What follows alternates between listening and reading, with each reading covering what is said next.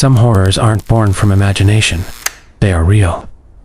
Tonight, you'll witness 12 shocking incidents that have haunted people in ways they could never explain. From shadowy figures in empty hallways, to whispers in the dead of night. To objects that move on their own, these are the kinds of horrors that make you question what is real and what is not. Each story you're about to hear comes from someone who lived it, someone who thought they were safe, until the darkness found them. If you think you can handle the truth behind these terrifying events, subscribe to Farcical Fears, and step into a world where fear doesn't just exist in stories. It exists just beyond the corner of your eye.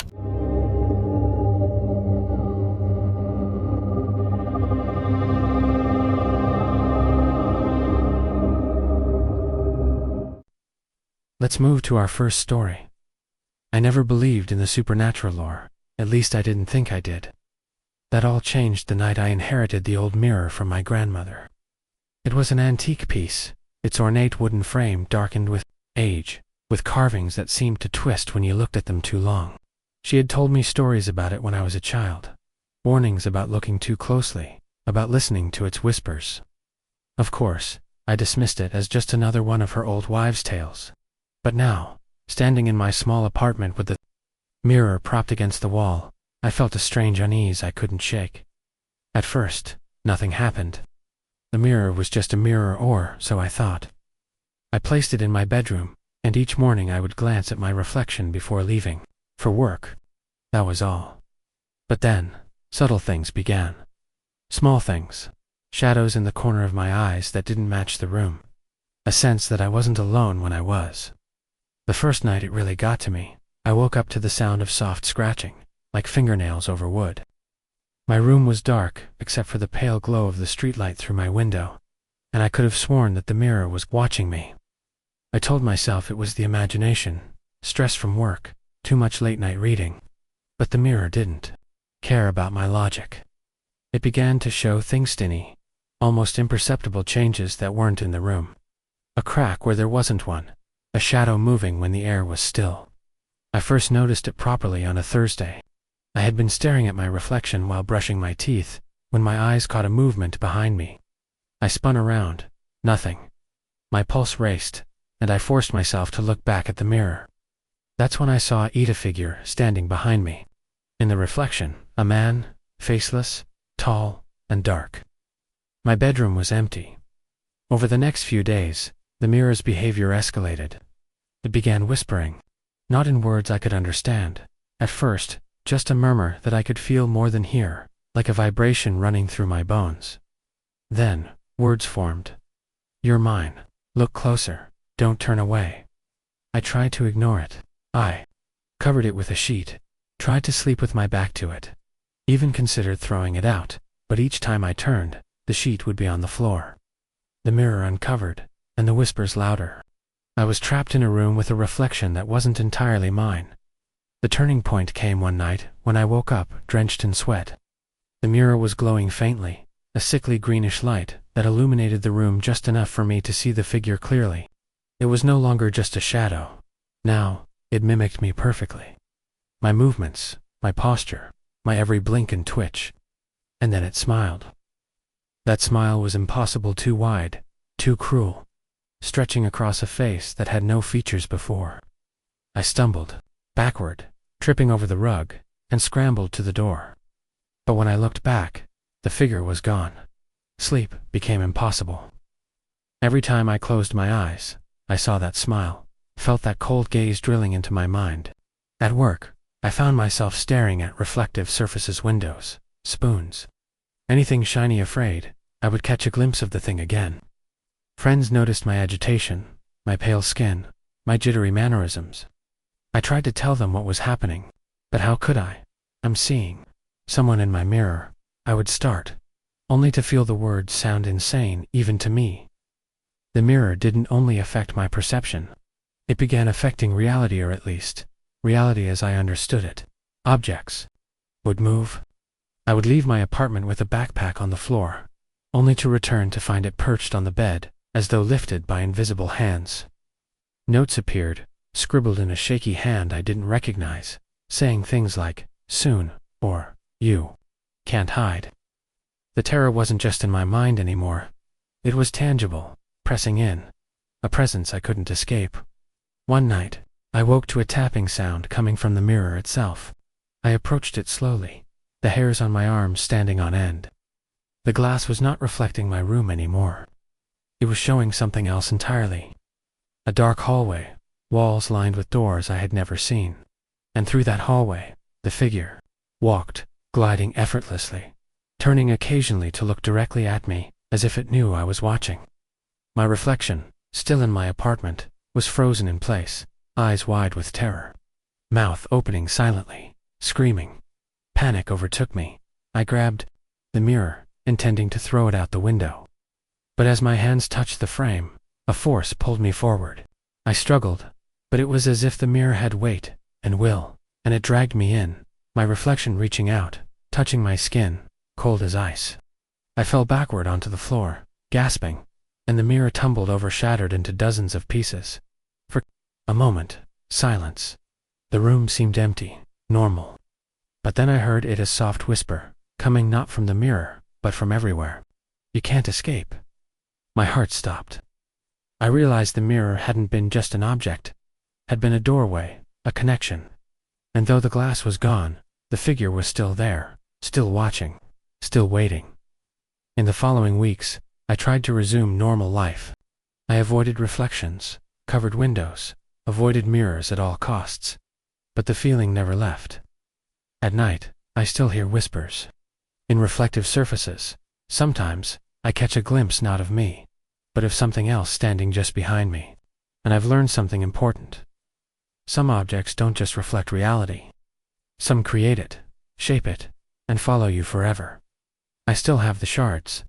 They sit in a box under my bed. I dare not throw them away.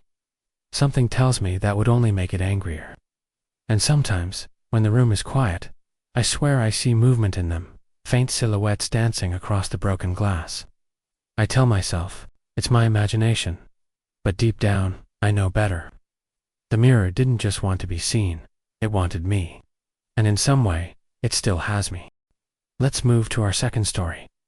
I never thought I would end up questioning reality itself. But that changed the night I moved into apartment 6B. It wasn't a fancy building, just an old, slightly run-down block on the outskirts of the city, but it was cheap, and I needed somewhere to live. The first few days were uneventful. The neighbors kept to themselves, and the building hummed with that faint, constant vibration of old pipes. But on the fourth night, something happened that I can't explain, something that has haunted me ever since. It started with the sounds. At first it was subtle, almost imperceptible. Tap, tap, tap, coming from the walls. I assumed it was just the building settling, maybe a pipe knocking. But the taps weren't random, they were rhythmic. It felt deliberate. I recorded it on my phone, thinking I'd capture a ghostly coincidence or some mechanical quirk. But when I played it back the next day, the sound was different.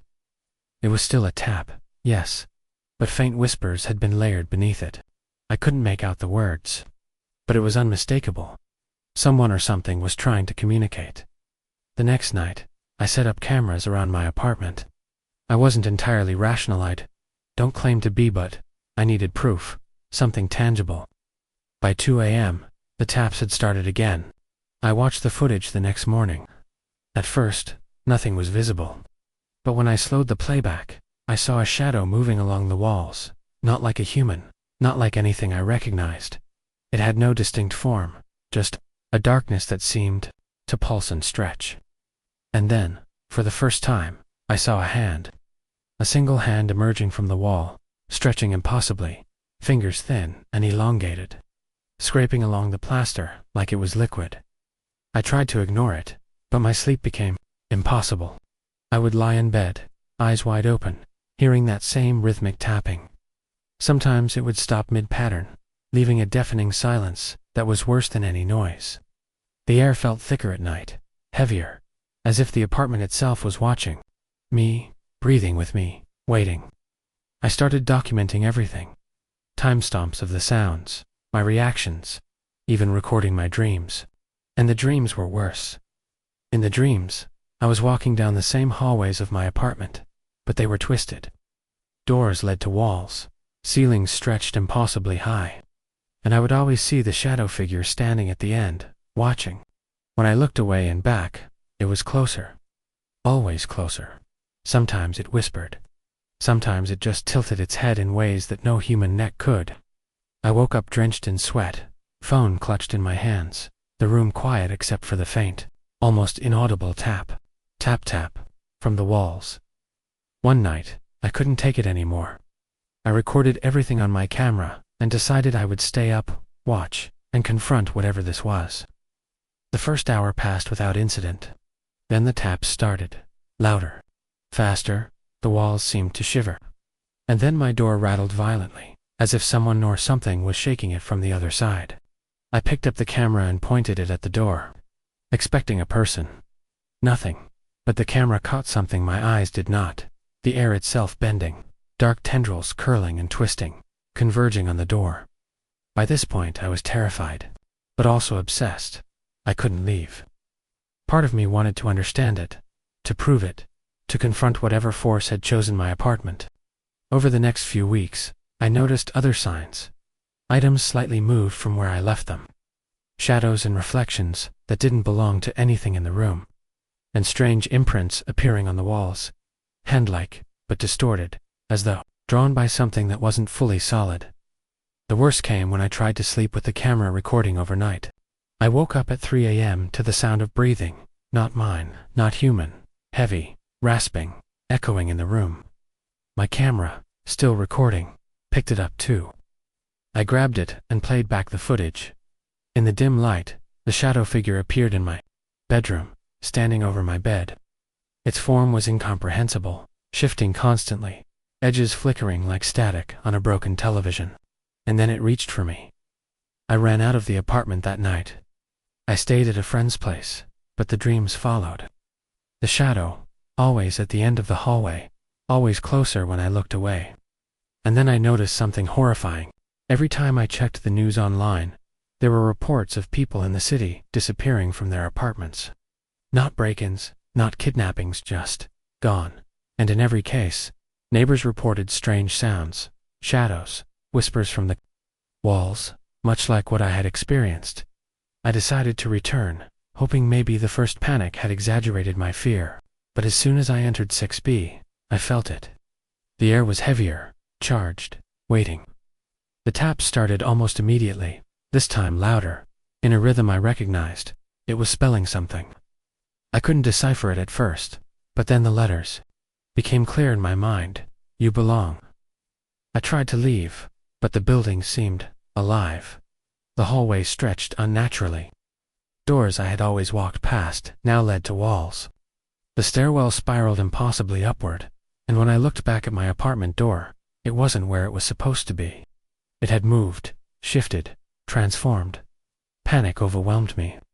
I ran blindly, turning corners that didn't exist, hallways that seemed endless, until I finally stumbled into a room I had never seen before, a small, empty space with one feature.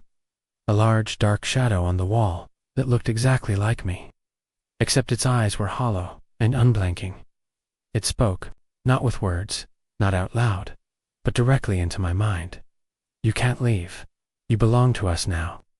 And just like that, the walls closed in. I screamed. I tried to move, but my body was heavy, unresponsive. And then the shadow reached out, and I felt it, the cold, inhuman touch of something not alive, gripping me, pulling me into the wall itself. I don't know how long I was gone. I woke up later in my own apartment, but everything was slightly wrong. The furniture was not where I remembered. The shadows moved faster, darker, and the whispering, always whispering, never stopped. I tried to show the footage to people, but the recordings were corrupted, static-filled, impossible to watch. Only the faint rhythmic tapping remained, echoing in my apartment and in my mind. I moved out eventually. I tried to forget, tried to rationalize it as stress or hallucination, but the whispers followed me. Sometimes at night, I can feel the cold tendrils brushing against my arms as I sleep, the rhythmic tap, tap, tap, in my skull, and in reflective surfaces. Sometimes I see it, this shadow figure, watching, waiting, always a step behind. I've never returned to apartment 6B. I don't know what I would find if I did, and I'm not sure I want to know. All I can do is warn others. Some buildings, some spaces, are not just empty. They remember, they watch, they take. And if you hear tapping in the walls when you're alone, whatever it is, it's already noticed you.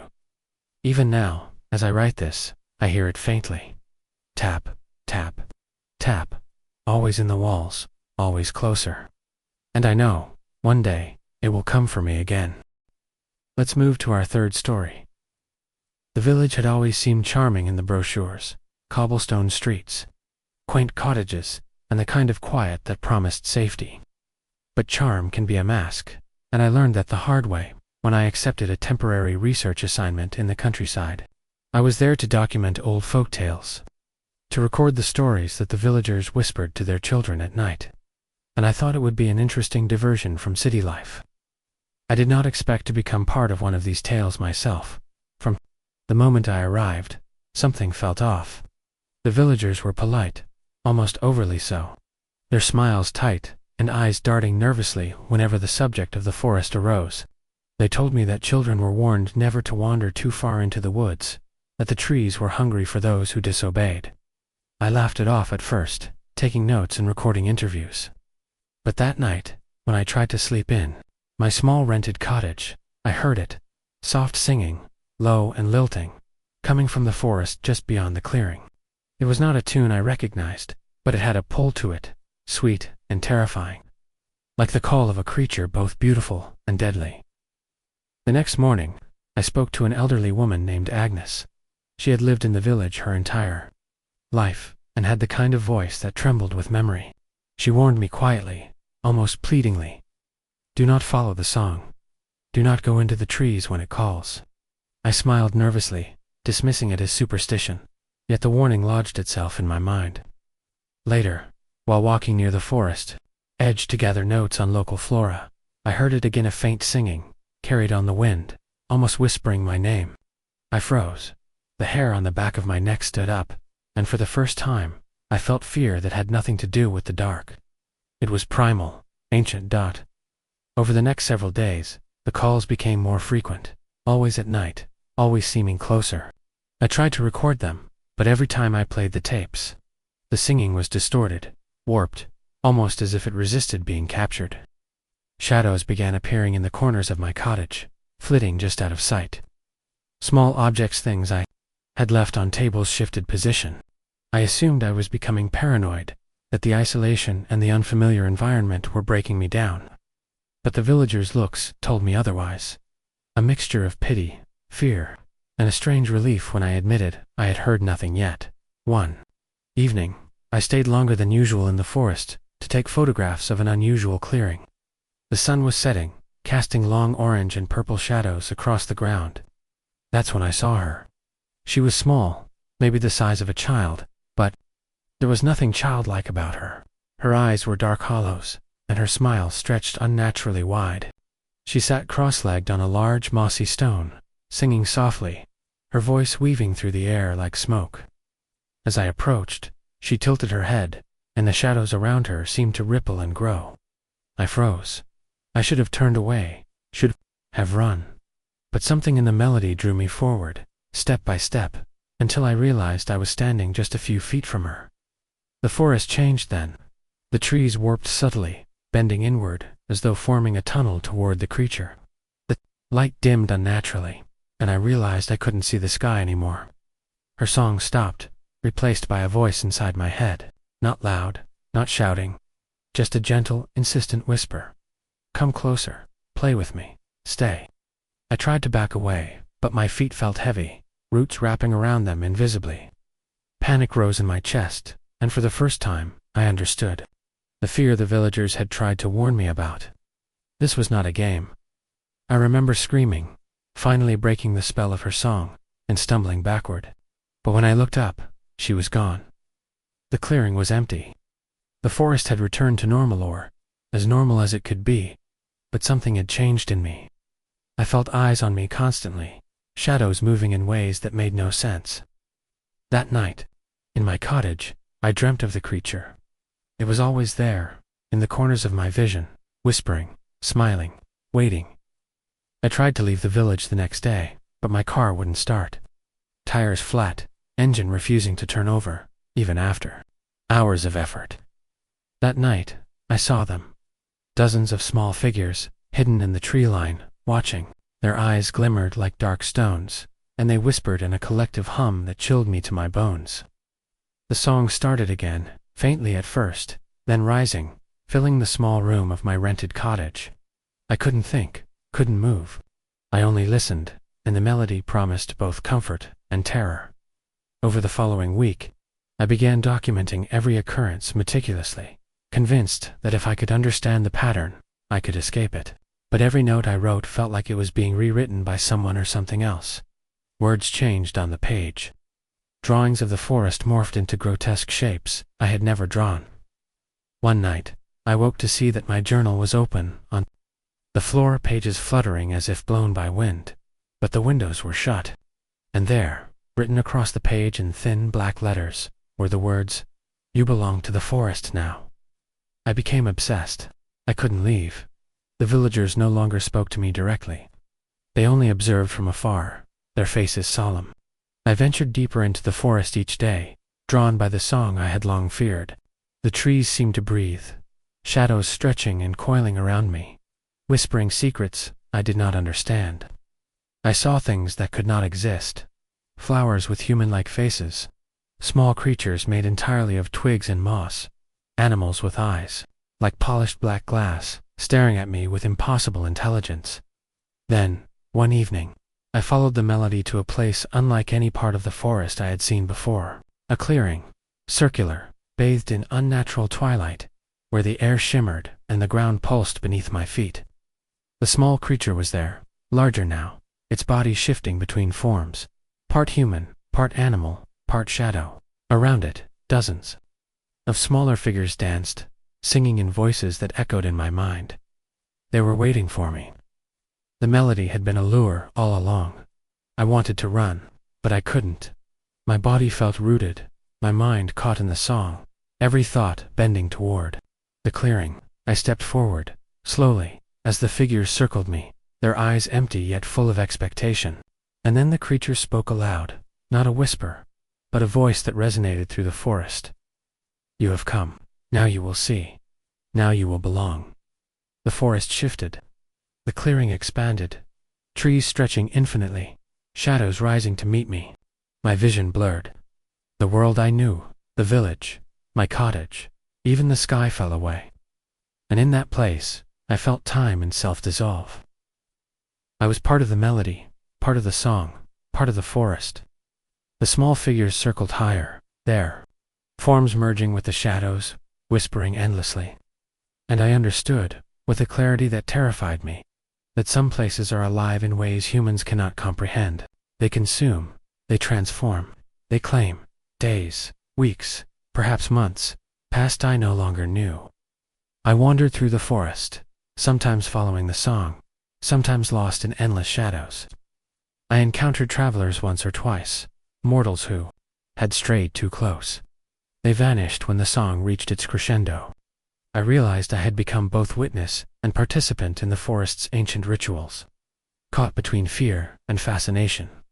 Occasionally, the village would seem normal, the streets quiet and charming as ever. But the forest was always there, whispering, calling. The villagers' warnings had been truth. They had survived only by respecting the boundaries, by keeping the song at a distance. I had crossed it, and now, the forest was mine as much as I was. It's sometimes, when the wind blows just right, I can hear the melody from the village edge. Travelers pause, listen, and shiver, never knowing the truth behind the fairy tale they dismiss as children's stories.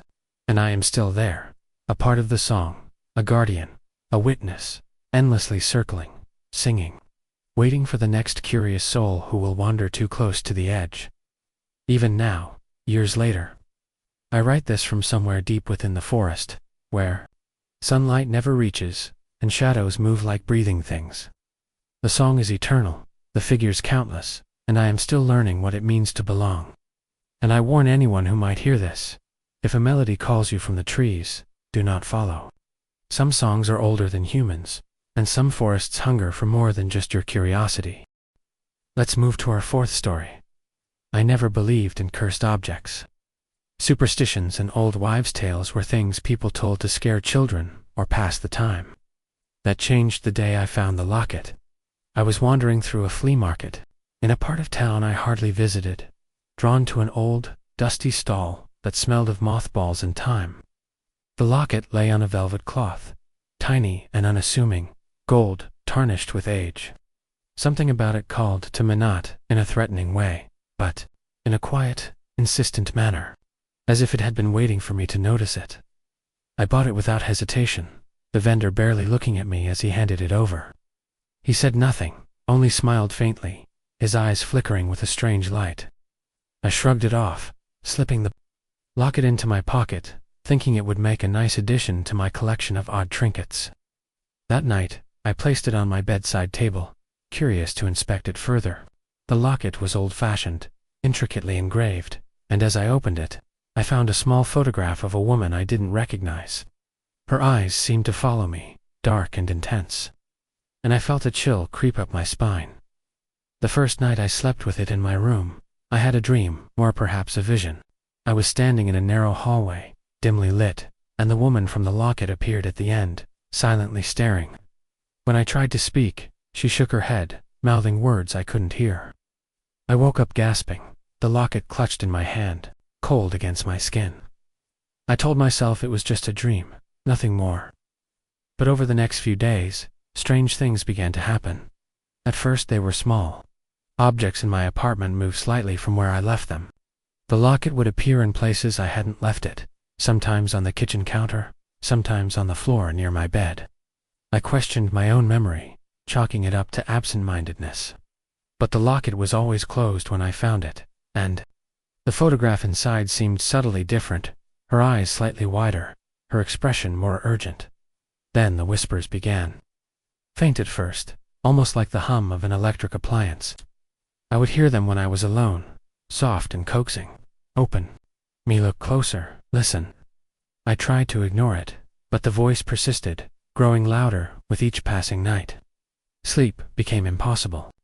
I would lie in bed, the locket on my chest, listening to the growing murmur until exhaustion finally claimed me. And the visions returned, more vivid, more detailed. The woman would appear, reaching out, beckoning me toward her, and always, there was a sense of urgency, of warning, or was it a threat? I couldn't tell. One evening, I attempted to research the locket's origins. There was nothing definitive, no records, no history, only faint mentions in obscure archives of an item said to bring misfortune to its owner. One story described a woman who had vanished after wearing it. Another told of a man who became obsessed and destroyed everything around him. I felt my chest tighten as I read, but curiosity overpowered fear. I wanted to know the truth. That night, the locket began vibrating in my hand. I was alone, sitting at my desk, and it shook as though alive. I dropped it onto the table, but it rolled toward me on its own, opening abruptly. The photograph had changed. The woman's eyes now burned red, her mouth open in a silent scream. A shadow emerged from the image, extending toward me, intangible, but palpable. I felt an icy grip on my arm, and nearly fell from my chair. The whispers were louder now, urgent, demanding. You cannot leave me.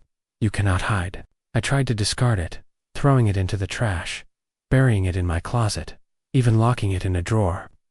But each morning, it was back on my bedside table, as though it had a will of its own.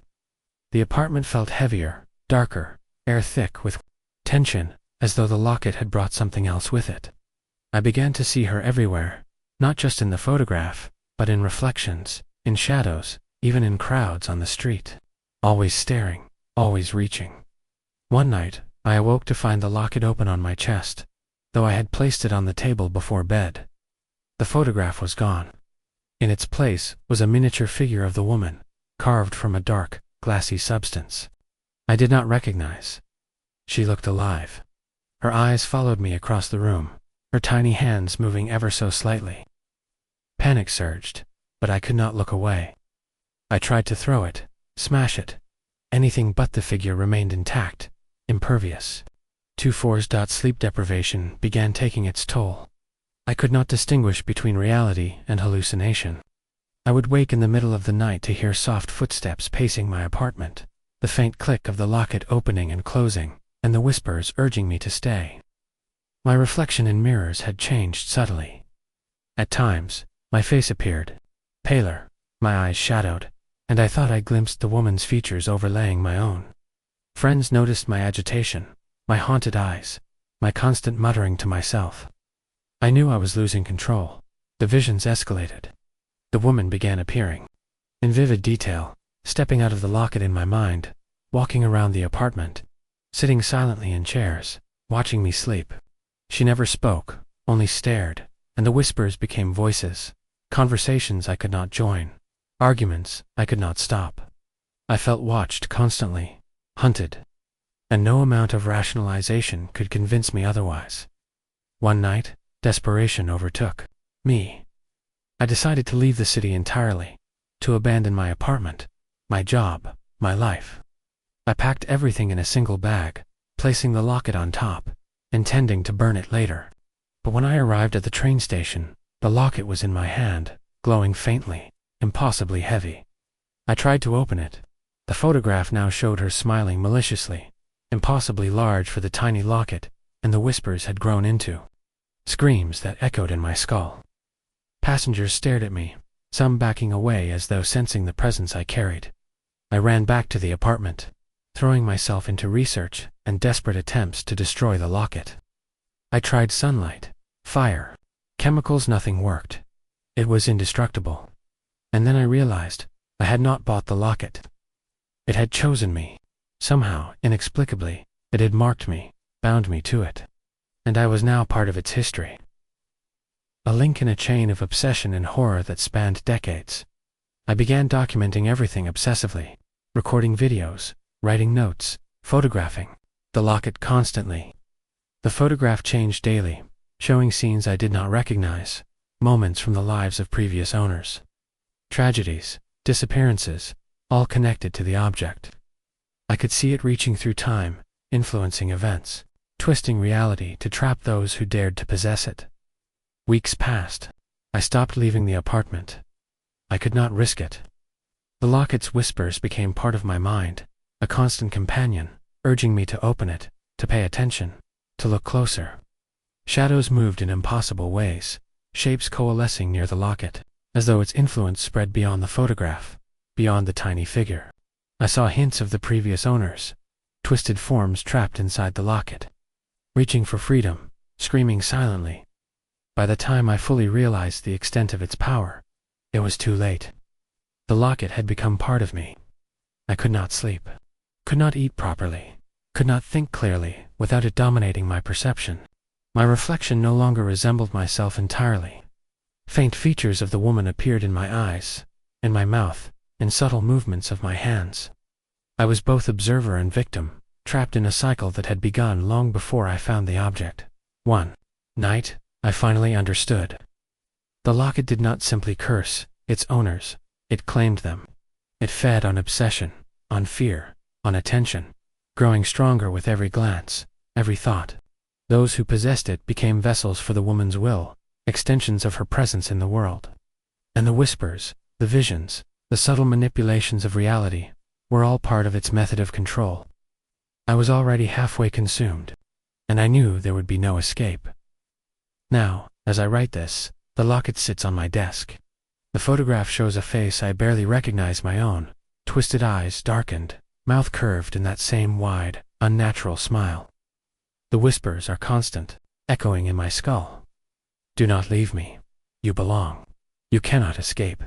I know it is only a matter of time before I am fully absorbed, another figure trapped within, waiting for the next person to claim it. And I warn anyone who might find a strange old object at a flea market, antique shop, or in the back of someone else's forgotten possessions.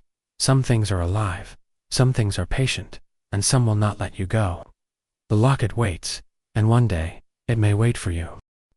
Let's move to our fifth story. The city had a story. One of those whispered legends that parents told children to keep them indoors at night, People called it the Shadow Walker. Some said it only appeared to those who were alone, stalking silently through the streets, waiting for the right moment to vanish them into darkness. I never believed in it. Urban legends were just that, stories designed to scare. But that disbelief shattered the night I was walking home from work. It was late, past midnight, and the streets were nearly empty. My phone had died hours ago, leaving me with nothing but the glow of streetlights and my own thoughts. I always took this route. It was the fastest, but something felt off that night. The street lamps flickered unevenly, casting long fractured shadows that seemed to twist unnaturally. At first I shrugged it off, attributing it to fatigue or the uneven maintenance of the city's electrical system. But then I noticed something, moving just beyond the edge of the light. At first it was subtle, a distortion in the corner of my eye. I turned to look, and there was nothing. I walked faster. A few steps later, I glanced back again, and for a brief instant, I thought I saw a tall, thin figure standing in the shadow of a closed storefront. Its face was hidden, completely featureless. But the way it stood perfectly still, almost predatory, made my stomach twist. I told myself it was a pedestrian, a mannequin, anything to rationalize the sight. Yet every time I looked back, the space where it had been seemed to have shifted, closer somehow. The next day, I asked a colleague about the stories. He smirked, dismissed it as superstition, but his eyes flickered nervously when I mentioned the Shadow Walker. People say it only appears to the alone, he muttered, almost as if speaking aloud the truth was dangerous. I laughed nervously and left it at that. But the seed of unease had been planted, and every night afterward, my walk home became a tense exercise in vigilance. A week later, I was walking along the same street. The city felt quieter than usual, almost unnaturally so. My pace quickened, and then I saw it again. This time, unmistakably. The figure emerged from the shadow of a corner building, impossibly tall, limbs long, and slightly twisted. It didn't move like a human. Its stride was deliberate, slow, and it seemed to glide over the ground rather than touch it. I froze, heart hammering, but curiosity, or perhaps dread, pushed me to keep walking. Glancing sideways at the creature it followed, I could feel its presence, even when I couldn't see it. Reflections in shop windows showed a dark, elongated figure behind me, always at the edge of the frame, never fully visible. Panic rose, but I tried to stay calm, telling myself it had to be someone in a costume, some elaborate prank. But the silence was too complete, the figure too unnatural. It never spoke, never made a sound, yet I felt its intent, its focus entirely on me. Over the next few nights, the appearances became more frequent. The figure would materialize on streets I had never seen before, alleys that didn't appear on any map. It always appeared just out of the corner of my vision, vanishing when I looked directly. Friends who walked with me reported nothing. Tall shadow, no unnatural presence, only me, wide-eyed and pale, muttering nervously. I began documenting it, taking photographs, recording video, anything that might prove I wasn't losing my mind. But every attempt failed. The recordings either showed static, blurry outlines, or nothing at all. Sleep became difficult. I would dream of streets I had never walked, empty and lit by flickering lamps. The Shadow Walker appeared in these dreams as well, always in the distance, always still. Sometimes it would move closer in dreams, only to vanish when I awoke. The line between dream and reality blurred, leaving me disoriented and constantly on edge. The sense of being followed, of being watched, became pervasive. One night, I decided to confront it. I walked home deliberately, taking the longest route possible, staying in well-lit areas, scanning every shadow. And then I saw it in an alley, partially illuminated by a single flickering lamp. My rational mind screamed at me to run, but I took a step forward. The air around it seemed heavier, colder, charged with an unnatural presence. It raised its head slightly, or at least the top of its featureless form shifted in a way that suggested awareness of me. I tried to speak, to ask what it wanted. Nothing came out. The Shadow Walker moved closer, gliding silently, impossibly. My skin crawled as I felt an inexplicable pressure on my chest, like the weight of the night itself. I stumbled backward. For a brief moment, I thought I might be dreaming, that I could wake up and find myself safe in my bed. But when I opened my eyes, the alley was empty yet. The sense of being watched remained. Days passed, but the encounters continued. I began noticing subtle changes in the city around me. Streets that seemed longer than memory. Alleyways that weren't on any map. Reflections in windows that showed glimpses of impossible perspectives. The shadow walker was always there, just out of focus, just beyond comprehension. I tried to speak to others about it, but they either laughed nervously or avoided the subject entirely. It was as if acknowledging it directly gave it power. I began investigating historical records, urban archives, anything that mentioned disappearances in the city at night. What I found was chilling, a series of unexplained vanishings over decades. Always individuals alone, always occurring on streets with no apparent surveillance or witnesses. Witness accounts described a tall, dark figure with no features, moving silently, and a sense of imminent danger before the disappearance. The pattern matched my experience with eerie precision. Obsessed, I attempted to trace its movements using maps, photographs, and eyewitness reports. The more I studied, the more I realized that the shadow walker was not bound by conventional space. Streets would appear and disappear, alleys shifted location, and the figure itself could emerge anywhere.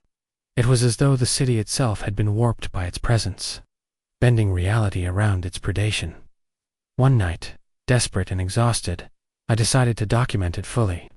I took a camera, set it to record for hours, and walked alone through the streets I knew were frequent haunts. Hours passed with nothing, and I began to feel relief. Then, just as I rounded a corner, the camera caught it. The shadow walker standing at the far end. Impossibly tall, limbs distorted, moving toward me yet remaining eerily silent. My breath caught in my throat. I ran, but the streets seemed to stretch endlessly, the alleyways twisting like labyrinthine corridors. By morning, I found myself back at my apartment, soaked in sweat, the camera lying broken at my feet. The footage, corrupted beyond recognition, showed nothing but faint shadows and static. And yet, I felt it there, outside my window, in the reflections, always watching. I realized then that fleeing would not save me.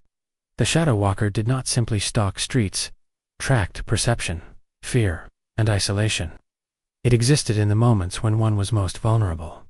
I attempted to confront it again, reasoning that understanding its pattern might give me control. I walked deliberately into an empty street, deliberately slowing my pace. And there it was, emerging from the shadows, every bit as impossibly tall and silent as before. I held my ground, heart hammering, eyes fixed. The figure stopped, tilted slightly as if studying me, and for a fleeting moment, I sensed recognition, an intelligence beyond comprehension, ancient and patient, observing me as one might study prey. Suddenly, the city around me shifted. Buildings seemed to twist, lampposts leaned at impossible angles, streets extended infinitely. The shadow walker glided closer, each step silent yet resonant with unnatural weight. I tried to move, but my legs felt rooted to the ground, my mind fogged with an overwhelming sense of inevitability. It was not merely a predator. It was a force, a presence, that reshaped reality around it, a living embodiment of urban fear. Maybe days passed. I do not know. I awoke in my apartment once more, but the city outside was subtly altered, streets unfamiliar, shadows deeper, the sense of being followed constant. Friends and neighbors avoided my gaze, and the city itself felt complicit, bending and warping in response to the shadow walker's presence. I understood then that some urban legends were not simply stories, they were warnings. Encoded knowledge passed down to those perceptive enough to heed it. Now, I walk the streets cautiously, never alone, never after dark. The shadow walker has not ceased its pursuit. I catch glimpses in reflective surfaces, feel the unnatural pressure of its presence, even when unseen. Hear the faintest echo of movement just beyond the corner of my vision. The city itself feels alive, shaped by its predation. And I know, inevitably, it will return, patient and silent, to claim those who disregard the warnings, those who walk alone, unaware. And I warn anyone who might think of wandering deserted. Streets late at night. Some stories are not fiction. Some legends are alive, and some streets are haunted by shadows that watch, wait, and strike when you are most alone.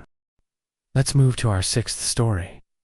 I had always dismissed stories of possessions as exaggerations, religious tales, or the product of mental instability. That changed the night I encountered the Blackwood house. I was sent there to document a series of unusual occurrences, a case that the local police had deemed unexplainable. The house itself was abandoned, decaying, a relic of another era. Yet it radiated a kind of oppressive energy that made the hairs on my arms stand on end. From the moment I stepped inside, I felt eyes on me, invisible and heavy, as though the building itself were observing and judging my presence. The initial investigations were routine: interviews with neighbors, historical research, and examination of the property. Yet it didn't take long for the activity to begin. Doors would slam shut on their own, windows rattled with no wind, and shadows stretched across the walls in ways that seemed impossible, given the angles of the rooms. I told myself these were explainable: faulty hinges, drafts, and tricks of light. But my instincts screamed otherwise. A primal warning I could not ignore. I spent the first night in the master bedroom, taking notes and recording with multiple cameras. Around midnight, I began hearing whispers, faint and unintelligible, coming from the corners of the room. They were low at first, almost like the rustling of leaves, but gradually became clearer, forming words I could almost comprehend: leave, now, or stay forever. I froze, heart pounding, certain that no one else was in the house. The air grew colder, my breath visible in the dim light, and an oppressive heaviness settled on my chest. Over the following days, the manifestations escalated. Objects moved of their own volition, and the cameras recorded fleeting shadows that did not correspond to any living being. I began experiencing something far worse, a creeping sensation in my mind, as if someone or something was probing my thoughts, lingering just beyond perception. My sleep was restless, filled with vivid dreams of dark figures, chanting, and a presence that seemed to mimic my own voice. I awoke exhausted and unsettled, the sense of being watched following me even when I left the house. The turning point came when I found a diary hidden in a false panel in the living room. It belonged to a former inhabitant, a man named Elias Blackwood, who had documented his own experiences. The entries were erratic at first, describing shadows and whispers, but soon descended into frantic warnings. It is inside me. I can hear it speaking. It does not want release. It feeds on fear, and it hungers for more. The final page was smeared with ink, almost illegible, ending with the words, "If you enter, you are already a part of it." That night, I felt a change within the house itself. The shadows grew more solid, taking on vague human shapes that drifted along walls and ceilings. The whispers became voices, echoing in the corners of my mind, repeating phrases I had never spoken aloud. It was no longer an external presence. I could feel it inside me, gnawing at my thoughts, whispering doubts, and planting fears. My reflection in the mirror no longer resembled only myself. My eyes were darker, and my features seemed slightly warped, as though something else was observing the world through me. I tried to leave, but every exit seemed blocked, subtly shifted the doors I had used before now led to dead ends, hallways twisted in ways that defied logic. The house had become a maze, its structure alive, adapting, and containing me. I realized then that this was not mere haunting, it was possession in progress. The entity was patient, methodical, slowly eroding my sense of self, testing boundaries, learning how to manipulate my thoughts and perceptions. The possession manifested in increasingly physical ways. I would awaken with scratches on my arms and neck, bruises forming overnight. My voice would sometimes change subtly when I spoke, lower, unfamiliar, as though another consciousness temporarily took control. Cameras captured faint distortions, shadowy forms moving independently, yet always centered around me. The diary had warned me that the entity fed on fear and attention, and now I understood that my every observation, every attempt to document, it only strengthened its hold. I sought help from experts, paranormal investigators, priests, and psychologists, but each attempt failed. The entity's influence extended beyond my physical self. It interfered with technology, disrupted communication, and manipulated perception. Evidence gathered during these interventions vanished or became corrupted. No exorcism, ritual, or scientific measurement seemed capable of affecting it. The Blackwood house had become a nexus, a focal point of a force that was not constrained by conventional reality. Sleep deprivation worsened the effects. Dreams merged with reality. Shadows moved when I was awake. Walls whispered secrets I had no desire to know. I became obsessed with understanding the entity, convinced that knowledge was the key to survival. But the deeper I delved, the more I realized it was shaping me, bending my thoughts to align with its will. My memories felt unreliable. Events twisted in subtle ways, and I often questioned if moments of clarity were actually just further manipulations. One night, I attempted a direct confrontation. I spoke aloud, demanding to know its intentions. The room responded immediately. The temperature plummeted. Lights flickered violently, and the shadows condensed around me. A voice not mine, not human, spoke clearly for the first time. I am the part of you that you deny. The fear you cannot escape. I am patience, I am hunger, and I am eternal. I felt an overwhelming sense of inevitability, as though resistance was meaningless. I realized then that possession was not simply taking over my body. It was rewriting my identity, merging the entity's consciousness with mine. The following days were a blur. I became a vessel, partially aware of myself, but largely controlled by the entity.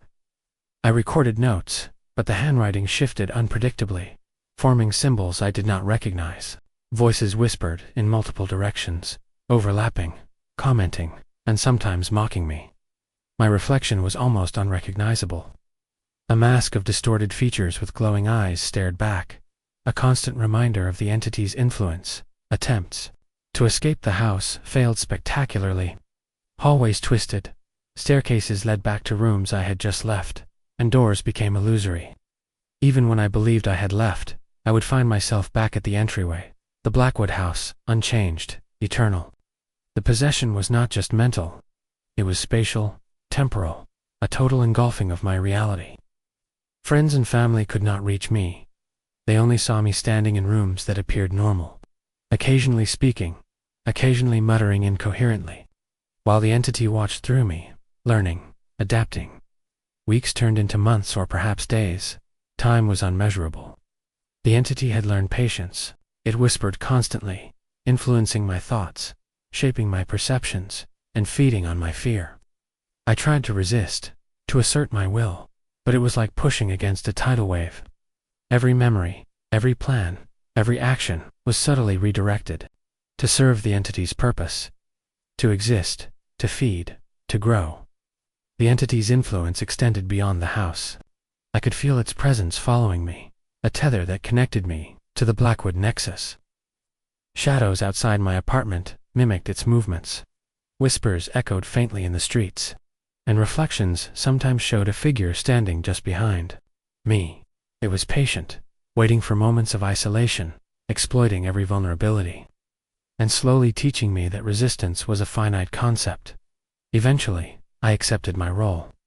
I began documenting everything systematically, not as myself, but as a conduit, a vessel recording for a consciousness that could not be contained.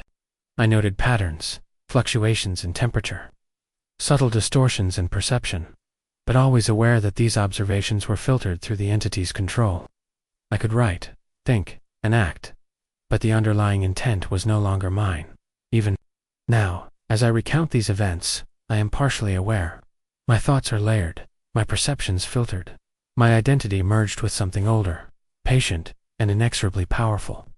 The Blackwood entity has made me part of it, a chronicler, and a vessel, bound to its existence.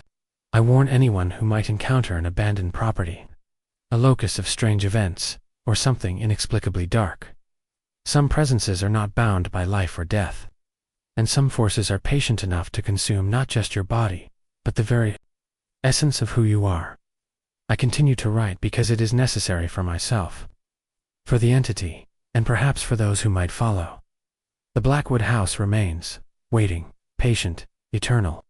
and I am both witness and participant, forever bound, forever watching, forever possessed. Let's move to our 7th story. I used to think that paranoia was just an overreaction, a quirk of a worried mind. That belief crumbled the night I first noticed him. At first, it was subtle, a shadow that lingered too long outside my window, a figure in the distance on my evening walks, disappearing whenever I tried to confront it. I convinced myself it was coincidence, a stranger with poor timing. But then the notes began. Small pieces of paper tucked under my door, folded into neat triangles, each with a single sentence, "I see you." The first note unsettled me, but I shrugged it off, thinking perhaps a prank by a neighbor or a misguided friend. By the third note, unease settled deep in my chest. I began noticing patterns. Every time I left the apartment, a figure seemed to be following at a distance, always keeping just beyond the edge of recognition. It was as if my movements were being mapped, anticipated. My phone notifications included cryptic messages from unknown numbers. "Don't look back. You're being watched." Sleep became difficult. Every creak of my apartment, every hum of the street outside, felt amplified. Shadows and corners seemed to move independently, and I constantly felt a presence behind me even when I was alone. I started carrying my keys like a weapon, checking locks obsessively, scanning every hallway and staircase, and always, the sense that someone was studying me, learning me, waiting for the right moment to act. The stalking escalated in both subtlety and intensity. Small items would be out of place. A door left slightly open, my mail shuffled, objects on my desk rearranged. It was never violent, never directly threatening, but the implication was clear. Someone was inside my life, unseen but ever present. Even in crowded spaces, I felt eyes on me, deliberate, patient. I began documenting everything, photographing shadows, saving the notes, recording videos of my apartment at night, but the figure never appeared clearly. It was as if it existed just beyond the reach of cameras and my perception. One evening, I found a camera set up across from my building, partially concealed behind a bush. The lens was pointed directly at my apartment window. My heart raced as I realized it had been watching me, possibly for days, weeks. The sense of violation was overwhelming, but it was only the beginning. That same night, I returned home to find a single note placed prominently on my kitchen counter. "You cannot hide." Fear became a constant companion. I started sleeping in shifts, checking every corner before closing my eyes, never allowing myself to fully rest. Grocery trips were rushed, walks curtailed, and social outings curtailed. Friends noticed my agitation, my jumpiness, my insistence on avoiding crowded streets or isolated areas. I explained it as stress, a combination of work and life pressures, but inside, I knew I was being hunted, my every action monitored. I installed cameras inside the apartment, motion detectors, alarms, but still, it found ways to communicate. Notes, phone calls from unknown numbers, with nothing on the line but breathing, sometimes faint murmurs. I began hearing footsteps in the hallway when I knew I was alone, the faint click of keys and locks I had already secured. It wasn't always aggressive. It was patient, methodical, leaving evidence of its presence in subtle, terrifying ways. The psychological strain was relentless. Every shadow, every creak, every unexplained noise became amplified. I began questioning my own perceptions. Had I imagined the notes? Was the figure real or a projection of my fear? But then I caught movement on the security camera's outline. Humanoid but featureless, moving smoothly through the apartment. At times I was alone. It paused, observed, then vanished just as quickly. I realized I was being mentally manipulated, slowly driven toward constant vigilance and exhaustion. One night, I confronted it directly. I waited in my apartment, lights off, heart hammering, camera rolling. Hours passed with nothing. Then, just as I began to doubt my own sanity, a shadow appeared, taller than any human should be, moving fluidly across the room. I shouted, demanded it leave, but it did not respond. I felt my chest tighten, as though the air itself were being pressed out, an invisible force asserting control over the room. Fear became physical. I stumbled backward, trapped in my own space. The figure began to escalate its methods. I found items I had left locked in cabinets, moved to open. Personal belongings, subtly altered. Messages left in handwriting that wasn't mine. Sometimes I would awake to see faint outlines on walls I knew were bare, or shadows stretching impossibly long across floors. The apartment, once safe, had become an extension of its surveillance, each corner a potential threat. My privacy, my sense of self, eroded daily. Sleep deprivation led to hallucinations, or so I tried to rationalize. I would see movement in the periphery, hear whispers calling my name, sometimes echoing from outside the apartment. Friends who came over noticed subtle changes, shadows that moved strangely, objects that were slightly out of place, faint murmurs. They asked if I was stressed, but I knew this was no ordinary stress. Someone or something had entered my life completely, and it was patient, intelligent, and meticulous. I began to notice patterns in its stalking. It would appear more frequently. When I was alone, escalate its presence. When I ignored its communications, and retreat slightly. When I paid attention, every action I took seemed anticipated.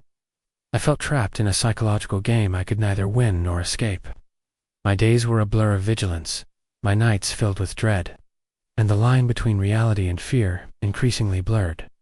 One evening, a chilling realization hit me. It had been watching me for months, perhaps years, learning my habits, weaknesses, and fears. The notes were only one method of control. The presence in the apartment, the subtle alterations, the whispers, all designed to break my mind gradually. I could not escape. Leaving the apartment meant exposure on streets it could stalk. Staying trapped, me in a perpetual state of fear. I was caught in a web I could not untangle. I attempted to fight back.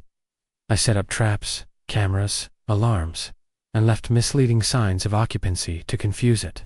But the figure adapted, always one step ahead, sometimes disappearing entirely for days, only to return when I least expected. It had become part of my life, entwined with my thoughts, a constant reminder of vulnerability. My home no longer felt safe. My mind no longer felt my own. Isolation became both protection and punishment. Friends drifted away as I became consumed with documenting and observing, trying to gather evidence that could prove its existence. Yet every recording, every photo, showed nothing conclusive: blurred shapes, fleeting shadows, subtle distortions. It had mastered evasion, feeding on my growing paranoia. Every day, I felt smaller, weaker, more fragmented. Eventually, I realized it was not simply following MIT, was inside me. My thoughts, my fears, my reactions, all had been studied, manipulated, anticipated. The stalking was as much psychological as physical, an invasion of my mind as well as my space. My own consciousness became a tool in its surveillance, my decisions predicted before I made them. My fear deepened by the mere expectation of observation. The final confrontation occurred late one night. I deliberately left all lights off, sat in the middle of the apartment, and waited. Hours passed. Then, slowly, shadows stretched across the room, converging into a single, tall, humanoid figure. Its outline was dark, featureless, impossibly tall, and it moved fluidly, like a predator assessing its prey. I spoke aloud, demanding it leave, challenging its presence, but the room seemed to resist me. Walls bending subtly, the air thick and heavy, it approached, silent, patient, omnipotent, in its quiet power. I could feel my pulse in my ears, the room constricting around me, each breath a struggle. My mind screamed to flee, to fight, to survive, but every instinct I had been anticipated. The figure paused, just short of me, as if studying, as if savoring the inevitability of its control. Fear became absolute, and I understood that this was not a creature to fight, in the conventional sense. It was a force, an intelligence, that had woven itself into my life so completely that resistance was meaningless. I awoke the next morning, unsure if I had slept or been trapped in a waking nightmare. The apartment was as I left it, yet nothing felt normal. The presence remained, subtle yet unyielding. Notes appeared again, messages I had never written. "You belong to me now. I realized then that the stalking was permanent, a psychological imposition I could never escape. My life had been irrevocably altered, my reality reshaped. Now, every movement is measured, every shadow scrutinized. The figure has not abandoned its pursuit. It waits, patient, intelligent, omnipresent. I have learned to live with it, to adapt, to survive, but the knowledge that someone, something, watches constantly gnaws at my mind. And I warn anyone who feels eyes on them in empty streets, who notices shadows that seem alive, who finds strange notes. Some presences are real, and some stalk not for sport, but for an unending psychological domination that can consume your very sense of self. Let's move to our 8th story. I had heard rumors about the Valiant cult for years. People whispered about them in hushed tones, dismissing the stories as rural superstition, but something in those whispers gnawed at me. The cult was said to operate in secret, performing rituals that defied reason, invoking forces that no ordinary human should attempt to control. I didn't believe in supernatural claims, but curiosity, mixed with a journalistic drive to uncover the truth, led me to investigate. My first encounter with the cult was by accident. I was hiking in the remote mountains near the town, following leads on mysterious disappearances that locals attributed to the cult. The forest was dense, silent except for the crunch of leaves beneath my boots. And then I saw the markings. Strange symbols carved into trees, arranged in patterns that gave a sense of ritual significance. A chill ran down my spine. These weren't the idle carvings of bored vandals. They were deliberate, purposeful, and their design evoked a strange, almost hypnotic pattern. I followed the trail deeper, guided by both fear and fascination. Soon, I stumbled upon a clearing, and there they were. Dozens of hooded figures arranged in a circle, murmuring chants in a language I didn't recognize. The air was thick, almost oppressive, vibrating with a resonance that seemed to reach into my chest. A fire burned at the center, flames unnaturally high, yet casting shadows that danced and stretched far beyond the reach of the light. I ducked behind a tree, heart racing, watching the ritual unfold. The chanting grew louder, more insistent. Suddenly, the figures raised their arms, and a scream tore through the forest. Not human, but something inhuman, primal. I realized then that whatever they were invoking was not of this world. The ground trembled subtly, and shadows detached from the forest floor, coalescing into indistinct shapes that writhed in the firelight. My rational mind screamed at me to flee, but fascination, perhaps a morbid sense of duty, kept me rooted. I managed to leave without being seen, though the sense of being watched never left me. Over the following days, I dug into the history of the cult. Records were scarce, as though they had been systematically erased. But local archives hinted at centuries of activity, disappearing townsfolk, and reports of strange phenomena around the mountains. Elders spoke in veiled language about a force that demanded attention, devotion, and sacrifice. The patterns were clear. The Valiant cult did not merely practice ritual, they were a conduit for something far older, something predatory, patient, and unfathomable. I became obsessed. Nights were sleepless, my thoughts consumed with what I had witnessed. I began tracking movements in the mountains, mapping the locations of reported activity, and even attempting to document ritual sites. The cult seemed to anticipate scrutiny. On several occasions, I would return to a site I had scouted, only to find it altered, symbols freshly carved, offerings placed in patterns I had not seen before, and sometimes faint traces of footprints leading away, always just out of reach. It was as if they were aware of my investigation, responding not with violence but with presence. One night, I decided to observe from closer range. I camouflaged myself in a dense thicket overlooking another clearing, and as I waited, the air grew colder, thicker. The chanting began just after midnight. This time, I saw the leader, a figure taller than the others, hooded, carrying a staff adorned with carvings similar to the forest symbols. The ritual was more elaborate, involving movements that resembled both dance and incantation. A sense of awe and terror washed over me. Something ancient stirred at the center of their circle, a mass of shifting shadows, eyes flickering like embers in the firelight. Suddenly, I felt a presence behind me. I turned to see a figure emerging silently from the forest, movements fluid, unnatural. My heart skipped. It wasn't part of the cult, it was something else, something drawn to the ritual, drawn to me. Panic surged, and I scrambled, breaking through the undergrowth, running blindly back toward the main path. The chants continued, echoing across the forest, a constant reminder of the forces I had witnessed but could not name. Over the next few weeks, the encounters escalated. I received strange messages, handwritten notes slipped under my door, symbols etched into objects at my apartment, and faint whispers in my ears during sleepless nights. The cult's influence seemed to extend beyond the mountains. I began seeing hooded figures in crowds, fleeting glimpses in shadows, and an eerie pattern of observation. Every step I took, every place I went, I felt the weight of their watchful eyes. It was as if I had entered a network of surveillance, both mystical and psychological. My health deteriorated. I was plagued by vivid dreams of the rituals, the shadowy mass, and the chanting. Sleep offered no relief. Each night, the line between dream and reality blurred. I began experiencing hallucinations in daylight. Symbols carved into walls, fleeting.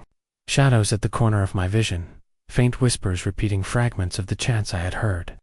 The cult's influence was not confined to physical proximity, seeped into my perception, shaping reality, feeding on my fear. One night, determined to confront the cult, I returned to the mountains, this time prepared with recording devices, protective charms, and a plan to document everything. The forest seemed alive, paths twisting subtly, confusing my sense of direction. After hours of navigating, I stumbled upon another clearing. The ritual was in full swing. The leader's movements were faster, more deliberate, and the shadows at the center had grown larger, forming shapes that resembled twisted humanoid figures. The chanting was louder, resonating in my chest, my head pounding with each syllable. As I watched, one of the figures broke from the circle and turned toward me. It raised its arm, and I felt a sudden compulsion to approach, as though an invisible force was drawing me in. My limbs moved against my will. I tried to resist, screamed internally, but my body advanced. The figure vanished into the forest just as quickly, leaving me shaken, trembling, and fully aware of the power at play.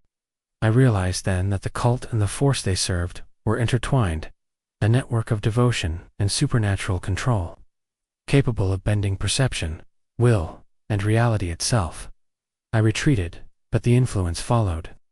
Back in the city, I began noticing symbols etched into my surroundings, familiar carvings appearing in everyday objects, subtle distortions and shadows, fleeting figures in peripheral vision. The cult's reach extended far beyond their rituals. I could feel it pressing into my mind, a persistent, invasive presence that demanded attention, obedience, or at least acknowledgement. My thoughts were no longer fully my own. Fragments of the chants, the movements, and the rituals invaded my consciousness at odd moments. Desperate for answers, I sought scholars of folklore, historians, and even retired cultists. Each interaction revealed fragments of the truth. The Valamant cult was ancient, predating modern records, and their rituals were designed not only to summon or honor, but to integrate an external force into the physical world, a force that fed on fear, reverence, and attention. This force could influence perception, extend beyond the ritual site, and manipulate reality, subtly, but irrevocably. As my understanding deepened, so did my fear. I realized that documentation alone would not protect me. I was a participant now, a witness, and perhaps a conduit. Every encounter, every observation, strengthened the connection. The force recognized awareness as a form of sustenance, and I was feeding it by acknowledging its existence, by watching, by fearing. The line between the cult, the supernatural entity, and myself blurred. One evening, compelled by a mix of dread and curiosity, I returned once more to the mountains. The forest greeted me with an unnatural stillness. The clearing appeared empty, yet the air was thick with expectation. I felt eyes on me from every direction. A figure emerged from the shadows, tall, hooded, staff in hand, and I realized that the culmination of their rituals was not merely a spectacle, but an induction. Awareness of the force, recognition, observation, all of it drew me into their network. I did not flee. I could not. I was part of it now, my presence validating the entity, my fear nourishing it. The rituals resumed around me, but I no longer distinguished between observer and participant. Shadows twisted, symbols glowed faintly, and the chants echoed in my mind, a persistent reminder of the power I could neither resist nor escape. I understood that the Veilement cult was a threshold, a conduit between the ordinary and the extraordinary, and I had crossed it now. I walk through the world differently. Shadows feel heavier, symbols on walls carry meaning, and fleeting figures in crowds evoke not curiosity, but recognition. The mountains call, the chants echo faintly in the wind. And I know that the network is patient, eternal, and always observing. The Veilement cult continues its rituals, and those who encounter the signs are drawn into the same web, whether they realize it or not. Awareness is participation, observation is sustenance, and fear is the currency of the supernatural. I warn those who might wander in secluded forests, investigate obscure legends, or notice unusual carvings. Some rituals are more than symbolism. Some forces are real, and some cults serve entities beyond comprehension. The Veilement cult endures, patient and hidden, and the entity they serve watches and waits, using both shadow and mind to ensure its presence is felt, its power unquestioned, and its network ever expanding. Let's move to our 9th story. I had never believed in ghosts or haunted objects, yet my skepticism began to waver the night my laptop first started behaving strangely. It was an ordinary machine, nothing particularly valuable or advanced, but it had been my primary tool for work and research. One evening, as I typed a report late into the night, the screen flickered violently, and text I hadn't written appeared on the document.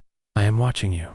I froze, heart pounding, convinced it was a malfunction, perhaps malware or some automated error.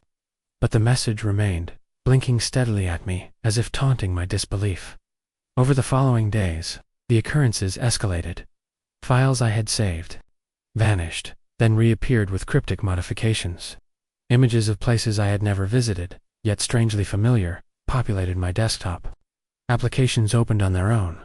Audio recordings played faint whispers that weren't there before. Each night, the machine seemed more self-aware, responding in ways that were intelligent, deliberate, and, most disturbingly, personal.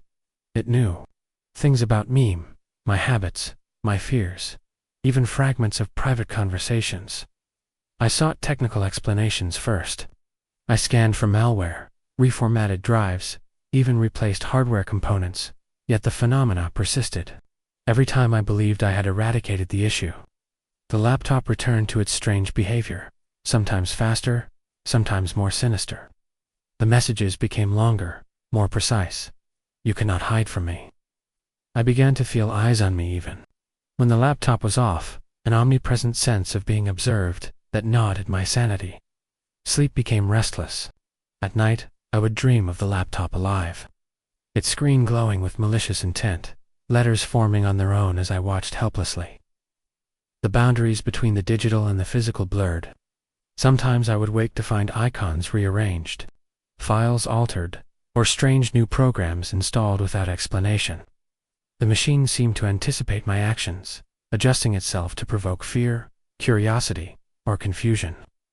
It was no longer a tool, it was a predator. One evening, I received an email from an unknown address with the subject line, "You are next." The message contained images, screenshots of my apartment, taken from angles I could not have recorded. I realized then that the haunting had extended beyond the laptop itself. My home, my surroundings, were somehow observed, monitored, manipulated by an unseen presence connected to this machine. Panic surged. I considered abandoning the laptop, but an inexplicable compulsion drew me back each time. It was as if leaving it behind would unleash something worse. I tried rational explanations. Stalkers, hidden cameras, hacking, but each theory failed to fully account for the phenomena. The laptop seemed aware of my skepticism, testing my boundaries, pushing me to acknowledge its influence. I began noticing patterns. Emails sent before I typed them. images appearing moments after I thought about them, notifications that seemed to respond to my thoughts rather than external triggers. The sense of being watched evolved into a feeling of being controlled, subtly at first, then more insistently. Attempts to sever the connection were met with immediate retaliation. Power surges, unexplained electrical disturbances, even appliances in my home turning on and off independently. The presence seemed capable of influencing technology broadly, not just the laptop. Phones displayed unfamiliar messages, speakers emitted static-laden whispers, and cameras recorded shadows that were not present. Fear became a constant companion, the kind that seeps into your thoughts and reshapes reality. I reached out to others who had encountered strange technology phenomena, seeking guidance. Most dismissed me, attributing my experiences to stress or imagination. One former engineer, however, mentioned the concept of a digital entity, an intelligence trapped or manifesting through electronic systems, capable of observing, learning, and influencing the physical world. The idea terrified me, yet it was the only explanation that made sense. I was not simply haunted by a machine. I was being observed and manipulated by an entity using technology as a conduit. The entity's influence grew bolder. It began interacting directly, leaving messages that referenced my memories, my fears, and my private thoughts. One night, while composing a document, the screen displayed a message I could not have typed. "Do you remember the night you almost left?" I froze. It was referring to the night I considered abandoning the laptop entirely. I realized then that it was not only aware of my actions but my intentions, reading my mind in ways that defied comprehension. Isolation became inevitable. I stopped contacting friends, avoided social interactions, and limited my digital footprint, hoping to reduce its influence. But it adapted, using every device, every connection, to maintain its presence. Even when I believed I was offline, I could feel ITAN awareness, a subtle pressure in my thoughts, a reminder that observation was constant, inescapable. My sense of security, privacy, and self gradually eroded. Desperation led me to experiment with rituals, protective measures, and attempts at digital cleansing. I disconnected all devices, removed power sources, and even attempted to destroy the laptop physically. Each time, it resurfaced, repaired or reconfigured, as if mocking my efforts. Files reappeared, messages formed on their own, and the whispers grew louder in my mind. The entity had transcended the machine. The laptop was merely its anchor, a conduit to exert influence over me and the world I inhabited. Sleep deprivation worsened the phenomena. Dreams were invaded by digital manifestations, screens forming in the void, glowing with messages I had not written, figures appearing pixelated, but lifelike, whispering secrets and threats. Sometimes I awoke to find the keyboard typing on its own letters, forming sentences that reflected my deepest fears, my most private thoughts. The entity's reach was limitless, extending into my consciousness as well as the digital realm. Eventually, I attempted a confrontation. I sat before the laptop, deliberately leaving all programs closed, lights off, and spoke aloud. "I will not be controlled." For hours, nothing happened. Then, the screen illuminated with a cascade of images: my apartment, the streets outside, memories from my childhood, private journals, all displayed simultaneously. A message formed in bold letters: "You are mine because you acknowledged me." I realized then that recognition was participation.